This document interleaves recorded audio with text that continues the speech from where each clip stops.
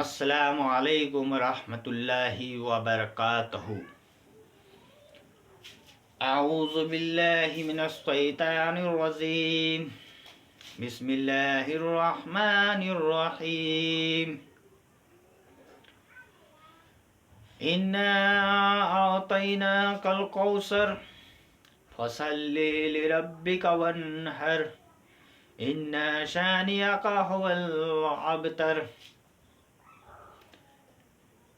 मेरे मोहतरम बुजुर्ग दोस्तों, अजीज़ान मिल्लत, सामीन इकराम, आप तमाम हजरात का खैर व मक़दम और खुशामदीद हमारे YouTube channel Sheikh Mohammed blogs में। आज का हमारा उन्वान है कि जब इंसान का दिल घबराए तो इंसान क्या करे। हम में से ऐसे कई भाई हैं, कई ऐसे हमारे भाई होते हैं जो कभी ऐसे मशाइल उनके साथ हो जाते हैं जिनकी वजह से उनका दिल बैठा सा जाता है और उनके दिलों के अंदर घबराहट सी होती है। तो ऐसे स्थिति में हम क्या करें और हमारा दिल क्यों घबराता है। मैं इसे वाज़े करता चलूँ, जब इंसान का दिल घबराए तो उसे उस घबराए हुए दिलों के तरफ फोकस नहीं करना चाहिए, बल्कि उसे ये सोचना चाहिए कि मेरा जो दिल घबरा रहा है, उस वक्त उसे ये कहना चाहिए अस्तग़फिरुल्लाह वला हौला वला कुव्वता, अस्तग़फिरुल्लाह वला हौला वला कुव्वता, अस्तग़फिरुल्लाह वला हौला वला कुव्वता। और कम से कम 11 मरतबा दुरूद शरीफ पढ़ लें सल्लल्लाहु अलैहि व आलिहि वसल्लम। और अगर हो सके तो बड़ी दुरूद शरीफ का तिलावत कर ले। अल्लाहुम्मा सल्लि अला मुहम्मद व अला आले मुहम्मद कमा सल्लैता अला इब्राहिम व अला आले इब्राहिम इन्नका हमीदुम मजीद। अल्लाहुम्मा बारिक अला मुहम्मद व अला आले मुहम्मद कमा बारकता अला इब्राहिम व अला आले इब्राहिम इन्नका हमीदुम मजीद। मेरे मोहतरम बुजुर्गों दोस्तों, जब आप ये बड़ी दरूद शरीफ की तिलावत करेंगे तो आपको हर एक लफ्ज़ में 10 नेकी मिलेगी। जब आप बड़ी दरूद शरीफ पूरी पढ़ेंगे तो एक जेर में, एक जजर, एक जजम में, एक जबर में, एक पेश में, एक हुरूफ में आपको 10 नेकी होगी। मान लीजिए कि अगर आपने कहा अल्लाह, तो एक मर्तबा अल्लाह कहने का मतलब हुआ कि आपको 10 नेकियां मिलेगी। आप अगर बड़ी दुरूद शरीफ पढ़ते हैं तो एक हर्फ में आपको 10 नेकी मिलता है। अगर 10 हर्फ है तो 100 नेकी मिल गया 10 हर्फ से। अब अगर 1 लाख हर्फ है तो आपको 1 लाख के बजाय 10 लाख हर्फ का नेकी आपको फराम होगी। हदीस से ये साबित है कि जब कोई इंसान एक मर्तबा कहता है अल्लाह, तो उसे 10 नेकी अल्लाह तबारक व तआला उनकी झोलियों में फराम करता है। अब अगर एक मर्तबा अगर कोई कहता है या अल्लाह, तो उसे 10 नेकी फराम होता है। तो इससे साबित ये हुआ कि हम जितनी दफ़ा अल्लाह का जिक्र करेंगे हमारी उतनी ही फिक्र हटेगी। जिक्र से जो होता है मेरे मोहतरम बुजुर्गों दोस्तों, कल्ब का जंग की सफाई होती है। हम आपको मिसाल देते हैं, आपके दरवाजे पे एक लोहे का दरवाजा है। अब उस दरवाजे में जो है काई लगा हुआ है, जंग लग गई है, तो हमें उस जंग को छुड़ाने के लिए कोई तो इंतजाम करना पड़ेगा, और वो जंग तभी छूटेगा जब हम उस जंग को छुड़ाने वाला कोई ऐसा चीज इस्तेमाल करेंगे, जब जाके वो जंग छूटेगी। जिसे हम अपनी मादरी जबान में कहते हैं, बिहार के लफ्जों में खास तौर से हम लोग उस पेपर को इस कहते हैं सरेस पेपर, जिसे रेक मार्क भी कहा जाता है। तो लोहे की जंग को छुड़ाने के लिए रेक मार्क की जरूरत पड़ती है, सरेस पेपर की जरूरत पड़ती है, जंग छुड़ाने वाली चीज को इस्तेमाल करने की जरूरत आन पड़ती है, जिससे जंग को छुड़ाया जाता है। अब आप ये सोचिए कि जब इंसान के कल्ब के अंदर जंग लग जाए, इंसान के ईमान में जंग लग जाए, तो इंसान अपने ईमान के में से जंग को कैसे छुड़ाए? उसका भी इलाज शरीयत में है, उसका भी जिक्र वाज़े है कि जब इंसान है, जब दुनिया के हर एक चीज में जंग लग सकता है, काई लग सकती है, तो इंसान के ईमान में भी जंग लग सकता है।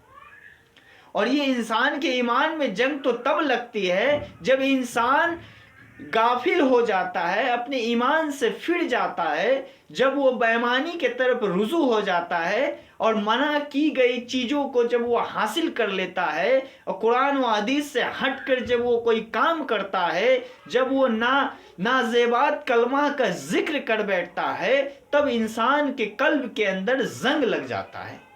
और इस जंग को छुड़ाने का वाहिद एक जरिया है जिससे मोहम्मद अरबी सल्लल्लाहु ताला अलैहि वसल्लम ने इरशाद फरमाया कि जिस तरह से लोहे के अंदर जंग लग जाता है, ठीक उसी तरह से इंसानों के ईमान में भी जंग लग जाता है, उसके कल्ब में भी जंग लग जाता है। और वाहिद एक रास्ता है इस्लाम के अंदर, इस्लाम ने इस चीज को वाजे कर दिया कि इंसान के जंग, जो ईमान में जंग लगा है, उस जंग को अगर छुड़ाना चाहता है तो उसके लिए हमें जिक्र करने की जरूरत पड़ती है।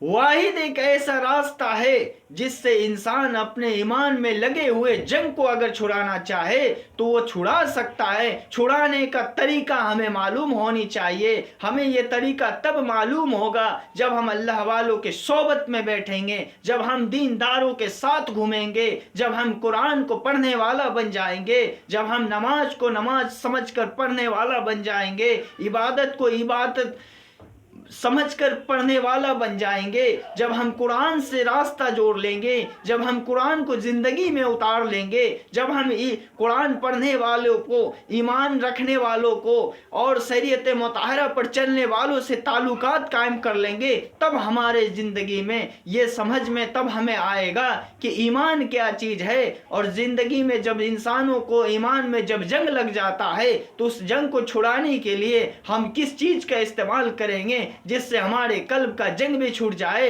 और हमारा ईमान राह रास्त पर आ जाए, हम दुनिया में रुस्वा होने से बच जाए, हम दुनिया में लानत और मलामत बनने वाला इंसान न बन जाए, बल्कि हमारा ईमान पर खात्मा हो जाए, हम अल्लाह वाले बन जाए, हम कुरान पढ़ने वाले बन जाए। ये चीज़ हम पर तब होगा जब हम अल्लाह वालों के साथ रहेंगे, जब हम कुरान पढ़ने वाले बन जाएंगे, जब हम अल्लाह वाले के सोबत में रहेंगे, जब हम दीन तकवा इख्तियार करेंगे। दुनिया में इंसान अगर कामयाब होना चाहे तो क्यों नहीं हो सकता, सब कुछ हो सकता है। हिम्मत बंदा तो मदद खुदा, कामयाब इंसान वही है जिसके अंदर तकवा है।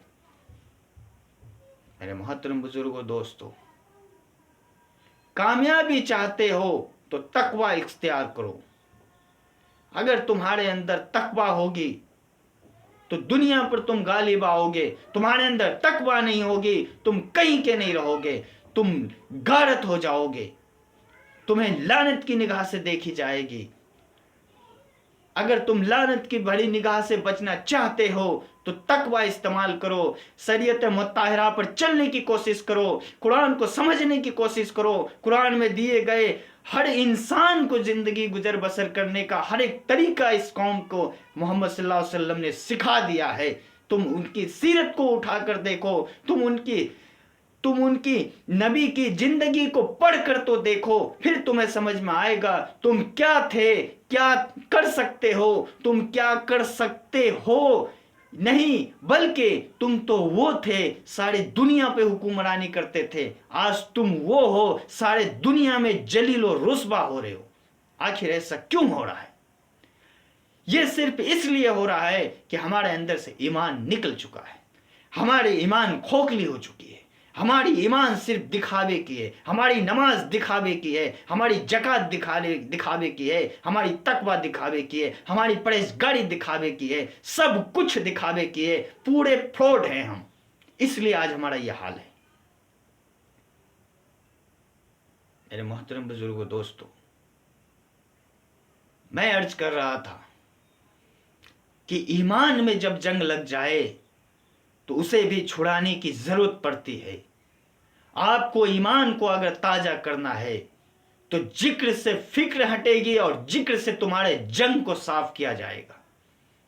तुम अपने ईमान में लगे हुए जंग को तुम खुद साफ करने वाले बनोगे। जब तुम्हारी ईमान की जंग साफ होगी, फिर तुम्हें दुनिया में समझ में आएगा कि हमारे ईमान में जो जंग लगा था, शायद मेरे सामने हो रहा गलत भी मुझे गलत नहीं लग रहा था। आज तुम्हारे सामने तुम्हारे आबरूओं के साथ खेला जा रहा है, तुम्हारी जोरू बेटियों के साथ तुम्हारा मजाक बनाया जा रहा है, लेकिन तुम्हें कुछ बुरा नहीं लग रहा। इससे साबित यह होता है कि तुम्हारे अंदर ईमानी कुव्वत खत्म हो चुका है, तुम्हारे ईमान में जंग लग चुका है, तुम गारत हो रहे हो, तुम पर लानत है, तुप है तुम पर कि तुम ताकतवर होते हुए भी हर शय पर तुम गालिब आने के बजाय तुम्हारी शिकस्त हो रही है।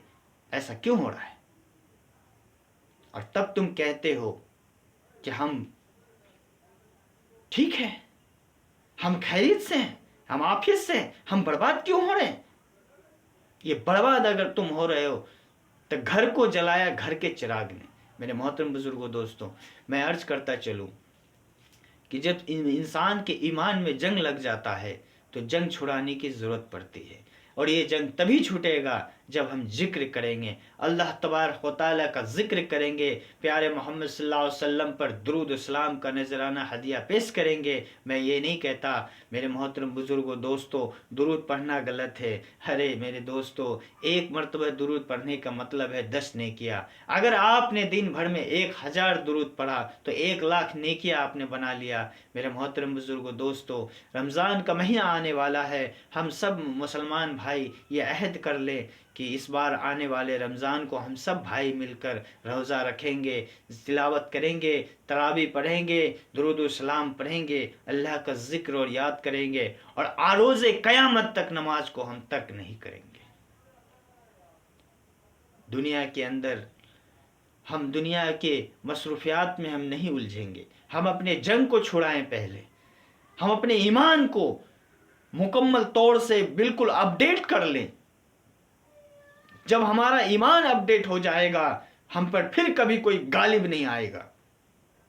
हम पे अगर गालिब दुश्मन अगर हम पर गालिब आता है तो हमारी कमी है। एक तरह से WWE की जो एक फाइटिंग होती है, जब कोई दो पहलवान अखाड़े में लड़ते हैं तो दो में से किसी एक की हार तभी मुमकिन होती है जब दो में से कोई एक कमजोर पड़ जाए। अगर दोनों बराबर की लड़ाई लड़ते रह जाएंगे तो किसी की हार नहीं होगी। हार सिर्फ केवल उसी की होती है, हार सिर्फ उन्हीं की होती है जिसके अंदर कमजोरी आ जाती है। हमारे अंदर भी कमजोरियां हैं, पहले हम उस कमजोरियों को दूर करने की कोशिश करें, उसके बाद अखाड़े में उतरने की कोशिश करें। और हमारे अंदर सबसे बड़ी कमजोरी यह है कि हम अपने दीन का, हम अपने मजहब का मजाक बना कर रख दिए हैं। आज हमें हर जगह से दुत्कारे जा रहे हैं। क्यों? हमने अल्लाह के दीन को छोड़ा, हमने नबी के सीरत को छोड़ा, नबी के दीन को छोड़ा। मैंने अल्लाह को भूला, नबी को भूला। आज तू अल्लाह को भूल गया, अल्लाह तुझे भूल गया। अगर तुम अल्लाह को याद करने वाले हो जाओ तो तुम्हें भी अल्लाह याद करने वाला होगा। तुम अल्लाह को याद करोगे और अल्लाह तुम्हें याद ना करे तो फिर अल्लाह ताला ने कुरान में खुले लफ्ज़ों में ये बयान कर दिया, जो इंसान मेरा हो जाता है मैं उसका हो जाता।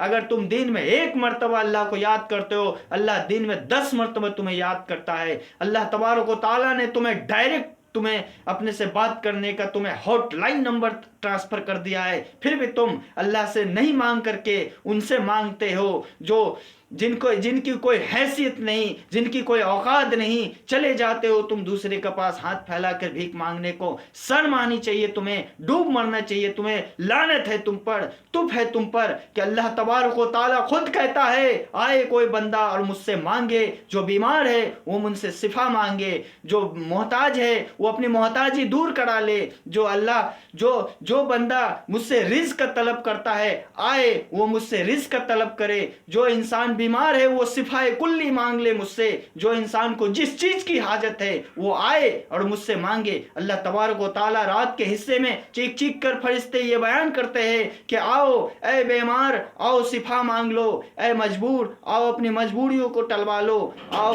ए रिज़्क़ के कमी वाले आओ रिज़्क़ की तंगी दूर करवा लो। लेकिन फिर भी तुम नाकाम हो, निकम्मे हो और तुम खुद को ये भुला बैठे हो तुम क्या थे, क्या हो, क्या कर रहे हो। मेरे मोहतरम बुजुर्गों, दोस्तों,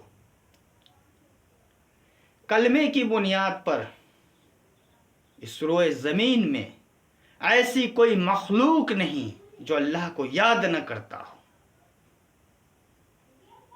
अल्लाह को हर मखलूक याद करता है। वाहिद तुम ही एक नमक हराम इंसान हो जो अपने दीन को भुला बैठे हो। तुम में से बेहतर ईमान का दर्जा वो रखता है जो ईमानी हालत में जो इस दुनिया फानी को रुखसत करता है। हिम्मत बंदा तो मदद खुदा, ला इलाहा इल्लल्लाह, अल्लाहु अकबर, ला इलाहा इल्लल्लाह वहदहु ला शरीका लहु, अऊज़ु बिल्लाहि मिनश शैतानिर रजीम। पनाह मांगता हूँ मैं शैतान मलून से। बिस्मिल्लाहिर रहमानिर रहीम। शुरू करता हूँ अल्लाह के नाम से जो बड़ा ही मेहरबान निहायत ही रहम करने वाला है। कुरान का ये तर्जुमा है। हम कुरान को तभी समझेंगे जब हम अरबी लफ्ज को समझेंगे। आज वो दौर था जब कुरान की तर्जुमात नहीं हुआ करता था, तो उस वक्त मुसलमान कुरान एक लाइन पढ़ता था, एक ही लाइन कुरान पढ़ता था, पर उस एक लाइन पर अमल करता था। आज तुम पूरा का पूरा कुरान हिफ्ज कर लिए हो, पूरा का पूरा कुरान पढ़कर तुम एक बार नहीं, दो बार नहीं, 10-10 बार तुम कुरान हिफ्ज कर लिए हो, लेकिन कुरान के एक लाइन पर तुम अमल नहीं करते। क्यों नहीं तुम पर दुनिया गालिब होगी? क्यों नहीं दुनिया तुम्हारी मजाक उड़ाएगी? मेरे मोहतरम बुजुर्गों, दोस्तों, कुरान वाहिद एक ऐसा चीज है जिसके अंदर अल्लाह तबारक व तआला ने कुरान के अंदर हर चीज की सिफा दी है। पेट में दर्द हो, खोलो कुरान, पढ़ो एक लाइन, दम करो पानी में, तुम्हारी शिफा हो जाएगी, तुम्हें शिफा नसीब हो जाएगी, तुम्हारी मजबूरियां दूर हो जाएगी। तंगी है, खोलो कुरान, पढ़ो 4 लाइन, पढ़ो पानी में दम करो, सच्चे दिल से अल्लाह के नजदीक रोकर, गिड़गिड़ा कर, कलब कर, अल्लाह से रिज्क तलब करो, अल्लाह तबारक व तआला तुम्हें रिज्क अता करेगा। यह है कुरान।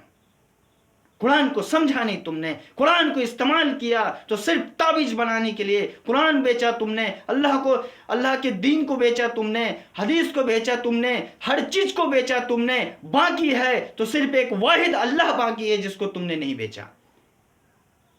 गीता बिकते, रामायण बिकते, यजुर्वेद बिकते, भगवत गीते, सब कुछ बिकते। ऐ खुदा, तू पर्दे में ना होता तो ये इंसान तुम्हें भी बेच डालते। बड़ी शर्म की बात है। कुरान का मजाक बना दिया। कुरान सिर्फ रखे रहेंगे ताक पर सजावट के लिए, मॉडर्न फैशन बना के रख दिया है। निकलेगा कब? जब तुम्हारे खानदान में तुम्हारे बाप की मैयत हो जाएगी, तुम्हारी माँ की मैयत हो जाएगी, तब कुरान निकालोगे। जब तुम्हारे बच्चे मर जाएंगे तब तुम कुरान निकालोगे। जब तुम्हारे घर में बूढ़े बुजुर्ग की जब इंतकाल हो जाएगी तब तुम कुरान को निकालोगे। क्या कुरान इसी दिन के लिए अल्लाह तबारक व तआला ने आसमान से रोए जमीन पर भेजा था? जवाब देते कि इसी दिन के लिए कुरान बना है? तुम्हारे घर में मैयत हो जाए तब कुरान पढ़ा जाता है, वरना सबे कद्र को निकालेगा, सालों साल यूं कुरान रखा रह जाता है ताक पर, और तुम्हारे अंदर ये सलाहियत तक नहीं कि हम कुरान को निकाल के, कुरान तुम्हारे घर में और तुम मजबूर हो, कुरान तुम्हारे घर में और तुम लाचार हो। अल्लाह की किताब जिस घर में होती है, फरिश्ते के तातार लगे रहते हैं उस घर में, और तुम्हारे घर में 10 के 10 कुरान पढ़े हैं, तुम्हारे घर में खाने खाने के लाले पड़े हैं, तुम्हारे घर में कुरान और तुम रुस्वा हो जाओ। तुम 5 वक्ती नमाज पढ़ते हो और तुम जलील हो जाओ। तुम्हारे घर में दीनी तालीमात के ना होने की बुनियाद पर अल्लाह तुम्हें जलील और रुस्वा कर रहा है। तुमने खुद को बेच दिया, तुमने अपने ईमान को बेचा, तुमने कुरान को बेचा, तुमने कुरान का इस्तेमाल किया, तुमने दीन का मजाक बनाया, इसलिए अल्लाह तबारक व तआला तुम्हें जलील और रुस्वा कर दिया दुनिया में। जी, जलील और रुस्वा तुमने जलील और रुस्वा अगर तुमने हुए हो तो तुम अपनी फितरत की वजह से हुए हो, तुम समाज के गलत सोसाइटी की वजह से हुए हो। आज तुम्हारी लड़की बेपर्दा चलती है, क्यों? आज तुम्हारे अंदर हया और शर्म नाम का चीज नहीं है।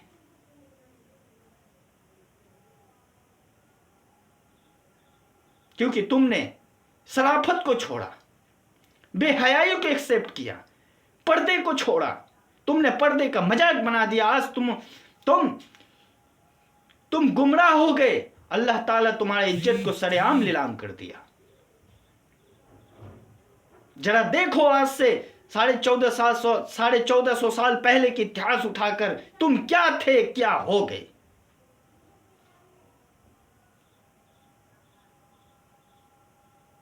फिर भी तुम कहते हो हुसैन का दामन नहीं छोड़ेंगे। तुम पकड़े कब थे हुसैन का दामन जो तुम हुसैन का दामन नहीं छोड़ोगे? तुम मसलक के पीछे बट गए, तुम फिरका के पीछे बट गए, बरेलवी हो देवबंदी के पीछे पड़ गए, देवबंदी हो वहाबी के पीछे पड़ गए, हनफी के पीछे पड़ गए।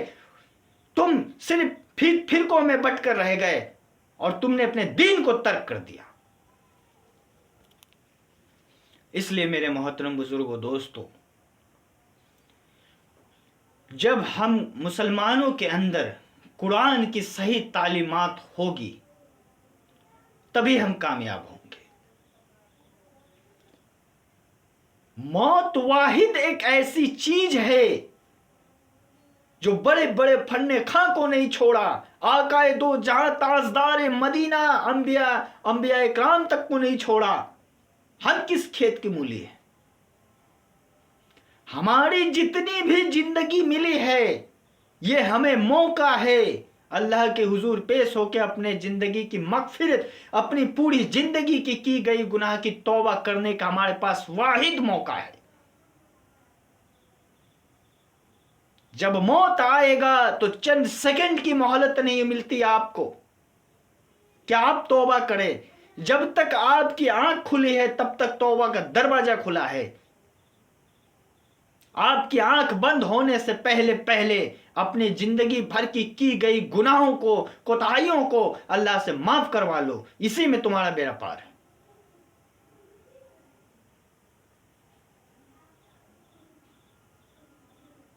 गरीबों का हक दबाते हो तुम, यतीमों का हक खाते हो तुम, लाचारों पर तुम अत्याचार करते हो। तुम कहते हो हम परेशान हैं।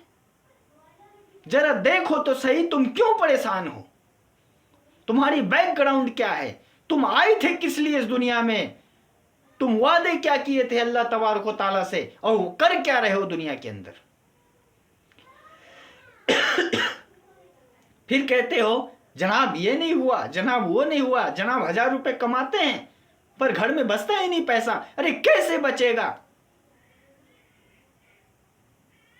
जिस घर में कुरान की तिलावत होनी चाहिए वहां तुम मोबाइल और सोशल मीडिया का इस्तेमाल करते हो, वहां तुम टीवी चलाते हो रात रात भर, मोबाइल चलाते हो रात रात भर। शर्म नहीं आती तुम्हें? दीन का मजाक बनाते हुए, गरीबों का हक दबाते हुए।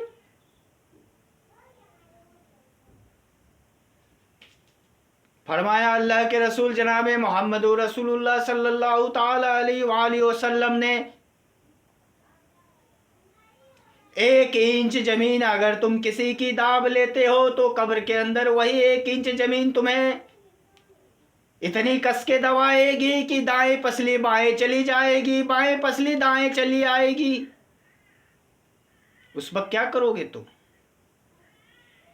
कल रोजे कयामत के दिन नफ्सी नफ्सी का आलम होगा।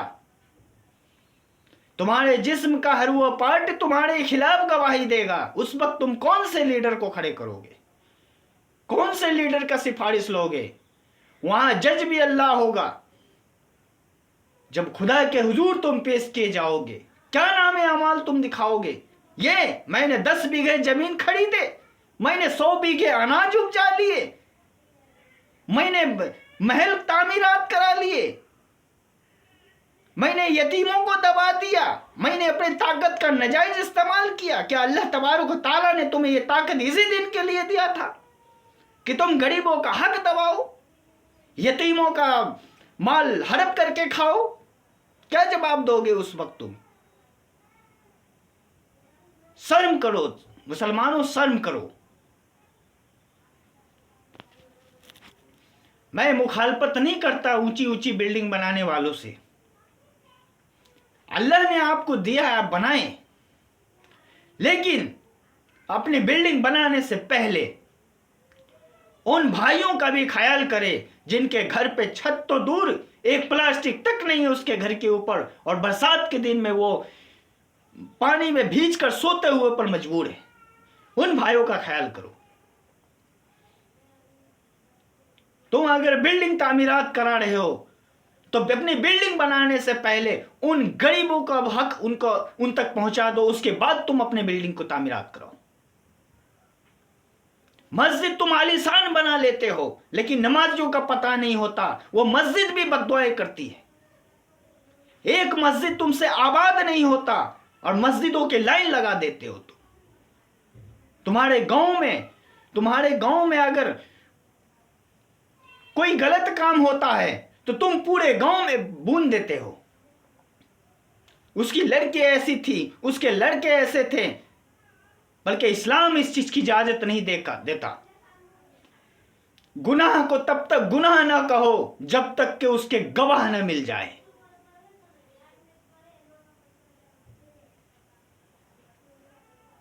एक मस्जिद आबाद नहीं होती, दूसरी मस्जिद की तामीरात कर लिए, दूसरी आबाद नहीं होती, तीसरी की तामीरात करा लिए।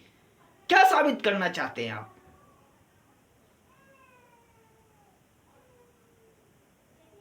नमाजी का पता नहीं है, मस्जिद पे मस्जिद बने जा रहे हैं। मस्जिद नहीं बनाते तुम खाने पीने का जरिया बनाते हो। अपनी दाल रोटी चलाने का तुम बिजनेस बना दियो मस्जिदों को। मस्जिद का मतलब है तुम उसे आबाद करो, और मस्जिद आबाद तभी होगा जब मस्जिद में जगह तक नहीं मिलेगी नमाजी को नमाज पढ़ने के दौरान, तब वो मस्जिद आबाद होती है।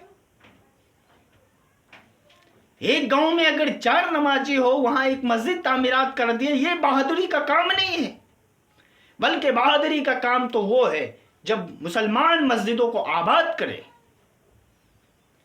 जो पहले से जो मस्जिदें बनी हुई है तुम उसे आबाद तो नहीं कर पाते, और फिर तुम अपने गांव के अंदर मस्जिद की तामीरात करा दिए। तुम्हें तो अपनी दाल रोटी की पड़ी है।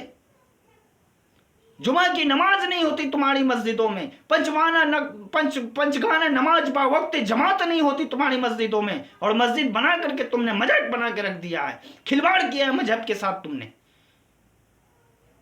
अल्लाह के रसूल ने फरमाया, एक दौर ऐसा भी आएगा इल्म वाले के ऊपर जाहिल फतवा मारेंगे। जिनके पास इल्मी सलाहियत है उसे आज कोई पूछता तक नहीं। एक पंचर साटने वाले, एक मछुआरे से भी बदतर की जिंदगी है तुम्हारी, और उनकी सारी दुनिया सुनती है। क्यों?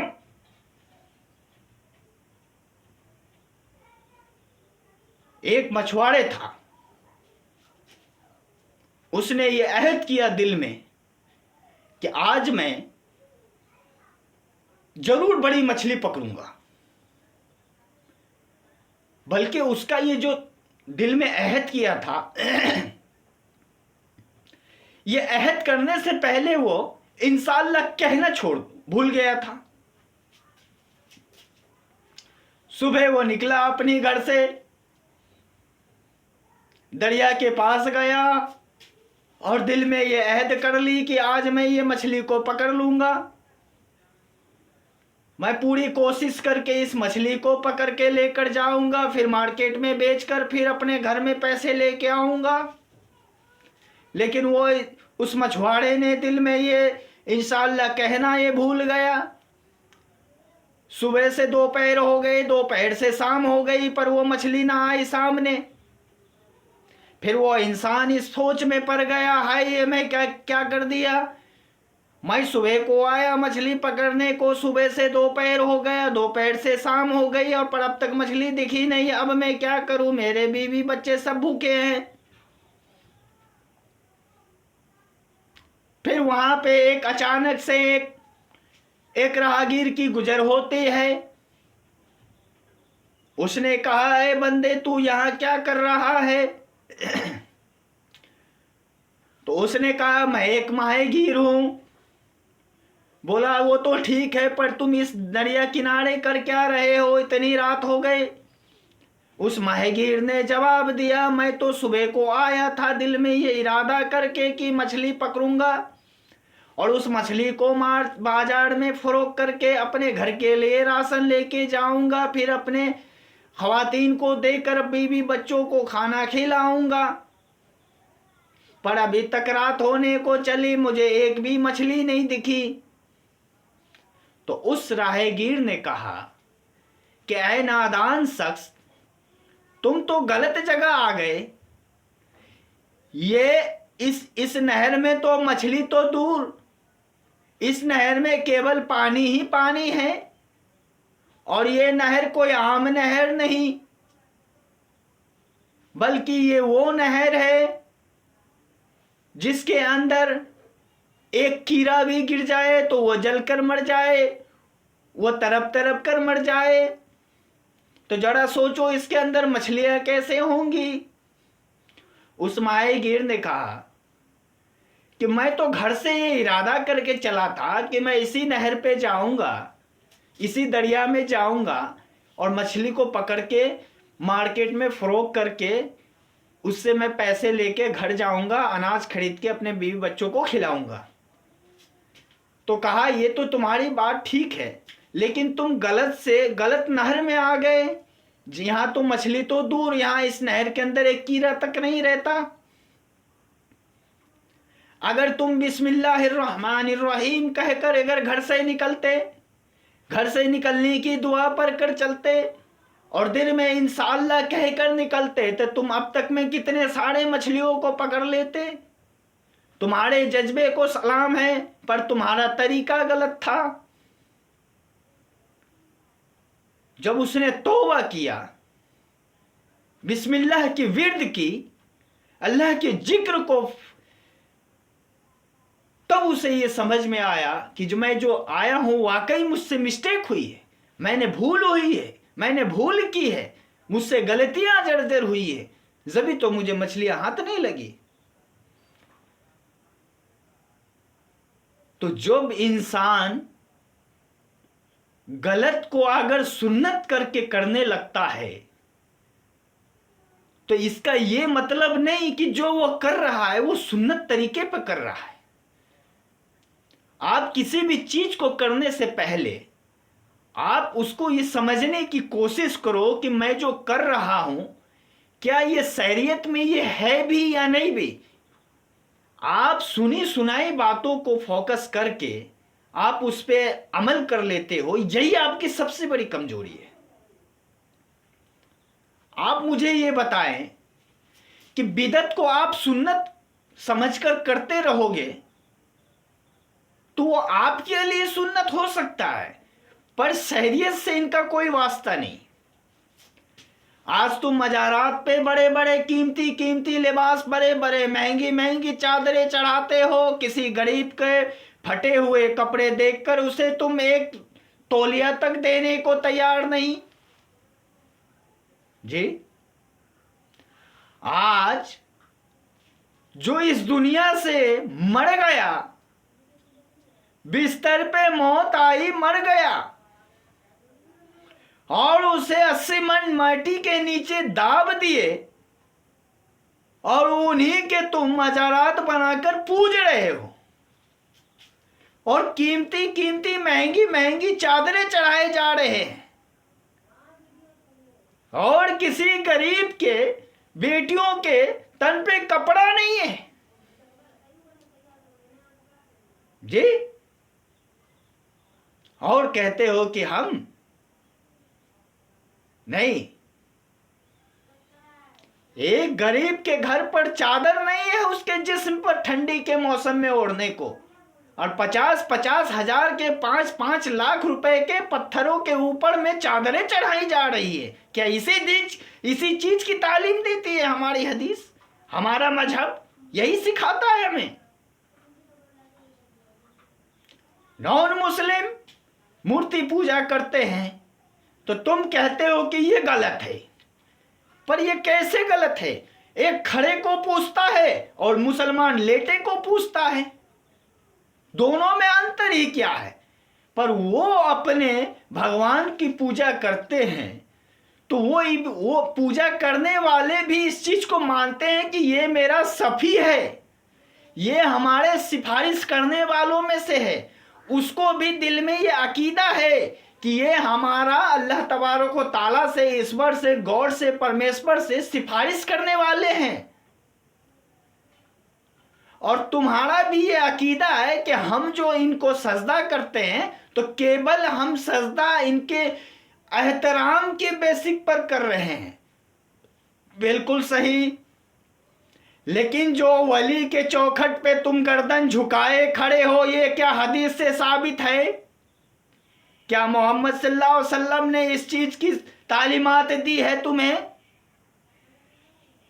क्या ये कुरान से साबित है? किसी वली, अब्दाल, कुतुब, पीरो, पैगंबर और बुजुर्ग के का बोसा लेना, क्या ये कुरान और हदीस से साबित है?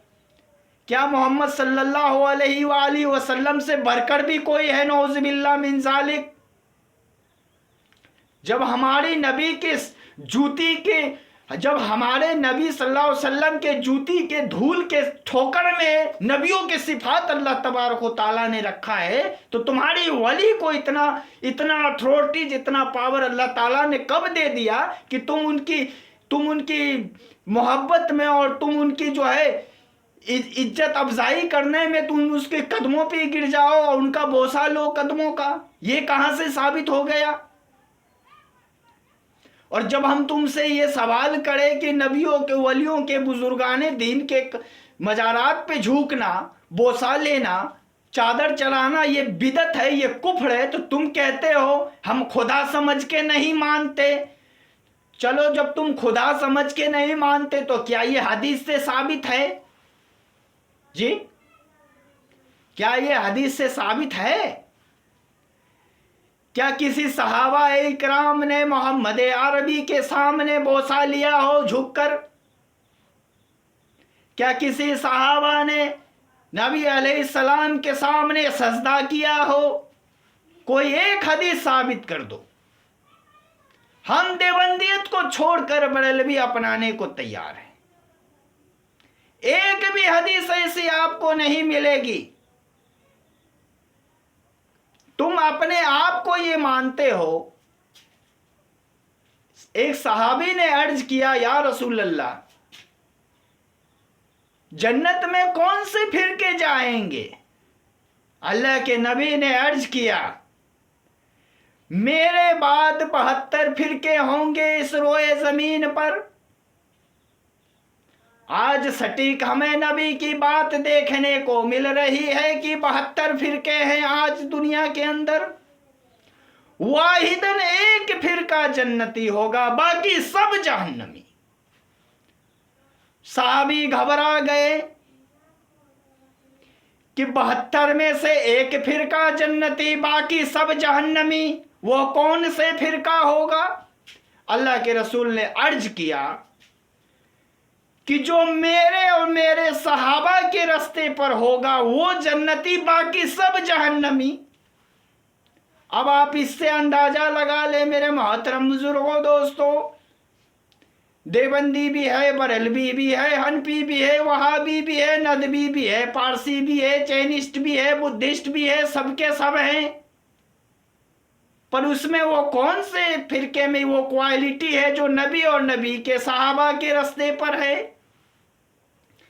एक फिरका ईद मिलादुन नबी मनाता है, दूसरा फिरका क्लेम करता है, तीसरा फिरका शिर्क बताता है, तो चौथा फिरका बिदअत बताता है, पांचवा फिरका कुफ्र बताता है, तो छठा फिरका कहता है शरीयत का कोई लेना ही नहीं इनसे।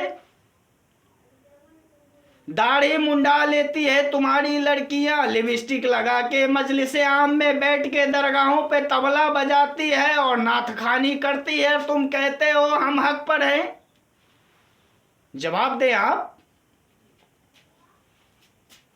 अल्लाह तबारक व तआला ने कुरान औरतों को कुरान पढ़ने पर पाबंदी लगाई कि तुम जो तेज आवाज से कुरान नहीं पढ़ सकती, और तुम्हारी औरतें तुम्हारी लड़कियां वलियों अब्दालों कुतुबों के बाजारात पर बैठ कर होठों में लिपस्टिक लगा करके ठुमके लगाया करती हैं। यही है इस्लाम। तब तुम कहते हो कि हम सहाबा और नबी के सुन्नत पर हैं। ये कैसे सुन्नत है तुम्हारी? मजाक तो दीन का तुमने बनाया है। जोर से कुरान पढ़ना जब अल्लाह के रसूल ने मना किया औरतों को, तो ये कव्वाली और ये नाच गाने की इजाजत किस नबी ने दे दी?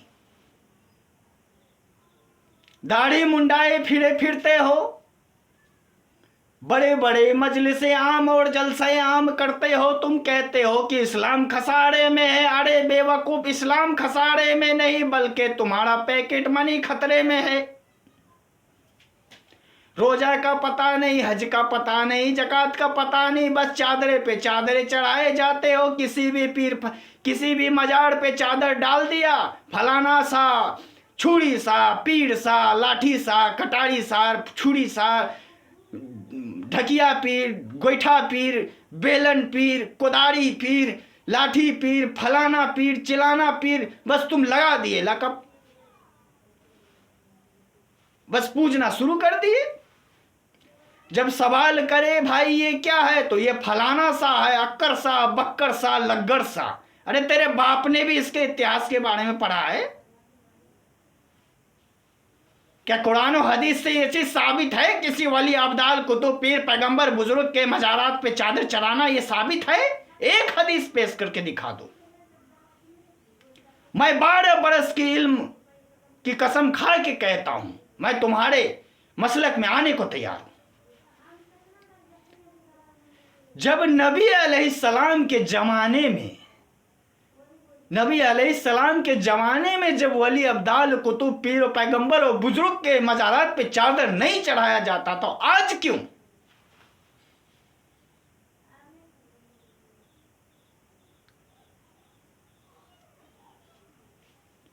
हर शख्स जानता है इस चीज को और समझता है, लेकिन ये हिमाकत उनके अंदर कहां से आई? दीन का मजहब का मजाक बनाने वाले ने क्या प्लानिंग के साथ मजाक बनाया? और उलमा आप भी खामोश हैं। आप कहते हैं शरीयत की बात। मेरे मोहतरम बुजुर्गों, दोस्तों, तो मैं अर्ज ये कर रहा था कि हम तमाम दीनी भाइयों मुसलमानों को नेक अमल और नेक शाहले अमल करने की तौफीक अता फरमाए। और अल्लाह तबारक व तआला से मैं दुआ गो हूं कि हमारे कौम के अंदर इत्तेहाद कायम हो जाए। मेरे मोहतरम बुजुर्गों, दोस्तों, दुनिया चंद दिनों की है। अल्लाह हमें कहने और सुनने की तौफीक अता फरमाए। और इस वीडियो के माध्यम से मैंने अगर मुझसे कोई गुनाह खता जर्जर हुई हो तो हमें माफ़ करें और हमारी इस्लाह करें। और अगर आपको ये वीडियो पसंद आए तो हमारे चैनल को सब्सक्राइब करें, लाइक करें, कमेंट करें, शेयर करें। और मैं अपनी बात को यहीं ख़त्म करता हूँ। व आखिरु दावाना अनिल हम्दुलिल्लाहि रब्बिल आलमीन। अस्सलामु अलैकुम व रहमतुल्लाहि व बरकातहू। अल्लाह हाफ़िज़।